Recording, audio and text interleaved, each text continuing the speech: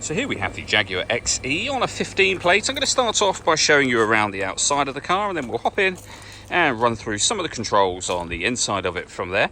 From the outside though, you can see it's a 4-door car with alloy wheels. We're going to start off inside the boot area first of all.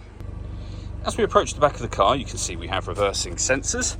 Plenty of boot space in there as well. Okay, so we're just going to work our way back around to the front of the car, and then we'll hop in. And as I mentioned, just run through a few of the controls on the inside of it from there.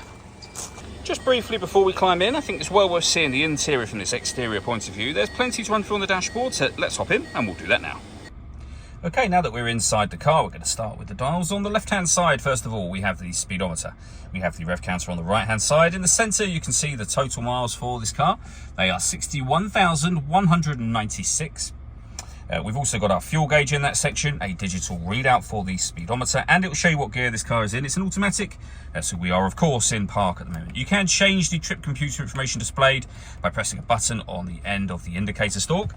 If we back out to the steering wheel next, we have our phone controls, stereo controls, we have cruise control as well, the plus and minus pedals so you can change up and down the gear manually with this automatic gearbox, and then over into the centre, the main touch screen for the car. So we're on the home screen at the moment. You can see we have satellite navigation. Really nice clear colour display. It's a very easy system to use. You can come back to your home screen from there. This is where you would pair your phone, which we are not going to do at the moment, of course. We have our media menu. So you can see DAB, FM and AM radio, auxiliary input. We've also got Bluetooth audio. So once you've paired up your phone, you'll be able to make and receive phone calls and stream your music wirelessly as well. We've also got a climate control menu just here, so you can determine the direction of the air. We've also got the ability to control our heated passenger and driver seat. Both have 3 different heat settings each. Below that, we have dual zone climate control. You can adjust the passenger temperature, the driver temperature. You can increase and decrease the fan speed. We can determine what direction you'd like the air to be distributed. When you press that button, it will open up the section on the screen so you can select where you'd like it to be distributed, and this heated seat button will open up the heated seat menu that I showed you just a moment ago.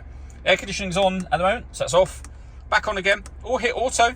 The car will now maintain the temperature, which you can hear, or temperatures that you've asked for.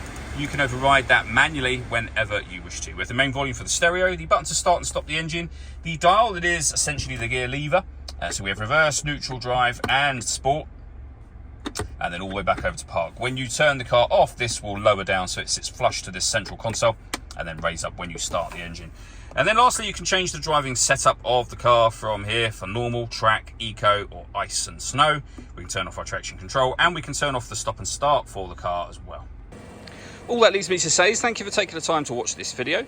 If you'd like to come and see the car in person and have a test drive, please feel free to give us a call here at Surrey Specialist Cars. We'd love to hear from you soon.